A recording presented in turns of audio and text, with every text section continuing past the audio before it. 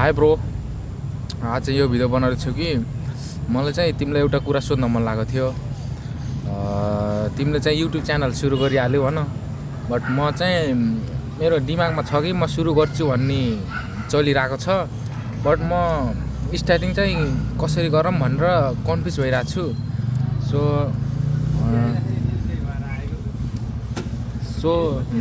मैले चाहिँ हल्का फुल्का बोलेर चाहिँ कति भन्दा 5-6वटा अथवा 7-8वटा जति भिडियो मैले युट्युबमा हालेको छु, यत्तिकै बोलेर मात्र।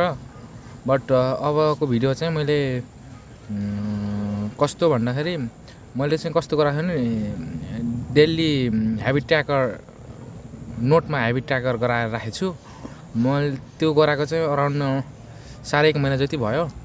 अनिखेरि मैले चाहिँ अबको नेक्स्ट भन्दा नि अबको भिडियो आइडियामा चाहिँ मेरो दिमागमा के आएको थियो भन्दा, त्यो ह्याबिट ट्र्याकरलाई चाहिँ दिनमा कसरी फलो गरिन्छ होइन, कसरी फलो गरेको अथवा त्यो दिन बिताइन्छ नि, त्यो ह्याबिट ट्र्याकरहरू कसरी ट्र्याक गर्दै गइन्छ भनेर चाहिँ यो काम गरेँ, यो गरेँ आज भनेर चाहिँ जस्ट देखाउँदै जाने। जस्तो तिम्रो केसमा चाहिँ जिमको भिडियो देखिन्छ नि, त्यस्तै चाहिँ मेरो चाहिँ डेली ह्याबिट ट्र्याकरहरूमा चाहिँ एउटा मात्र नै अराउन्ड 10-12वटा चाहिँ डेली ह्याबिटहरू चाहिँ छ। सो त्यो चाहिँ मेरो दिमागमा चाहिँ आइरहेछ। बट मेरो दिमागमा चाहिँ कस्तो थट चलिरहेछ भने युट्युबको नाम के राख्ने होला, अनिखेरि त्यो लोगो थम्बनेलहरू त त्यो सामान्य चिज भयो। बट म अझै स्टिल त्यसमा पनि अड्किरहेको छु कि म त्यो पनि अझै राम्रो बनाउँछु भनेर अड्किरहेको छु। अनिखेरि अर्को चाहिँ मैले इङ्ग्लिसमा, मेरो इङ्ग्लिस त्यस्तो राम्रो त छैन, बट मैले चाहिँ इङ्ग्लिस पनि इम्प्रुभ गर्न खोजिरहेको हो। सो इङ्ग्लिसमा हल्का टुटेफुटे इङ्ग्लिसमा बोल्ने मन पनि छ, बट नेपालीमा बोल्यो भने चाहिँ अलि इजी अथवा सजिलो पनि हुन्थ्यो भिडियो बनाउन। सो आई वान्ट टु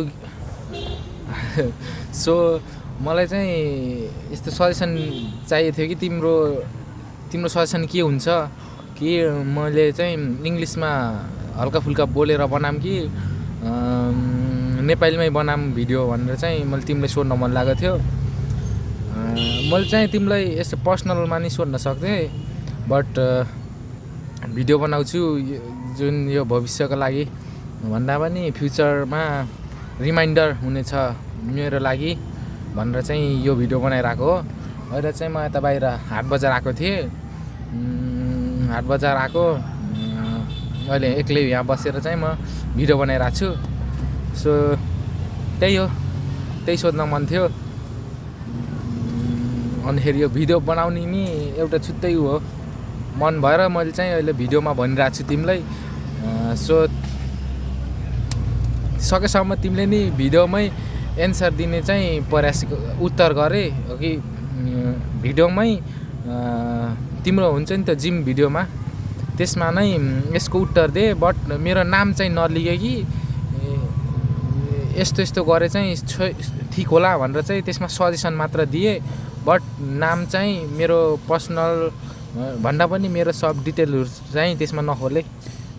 जस्तो तिमीलाई चिनेको मान्छेहरूले हेर्दा पनि यत्तिकै ऱ्यान्डमली कसैले भन्यो होला भन्ने जस्तो टाइपले भिडियो बनाएर चाहिँ त्यसमा हालेँ, जसमा चाहिँ म हेर्नेछु, म रियाक्ट पनि गर्नेछु।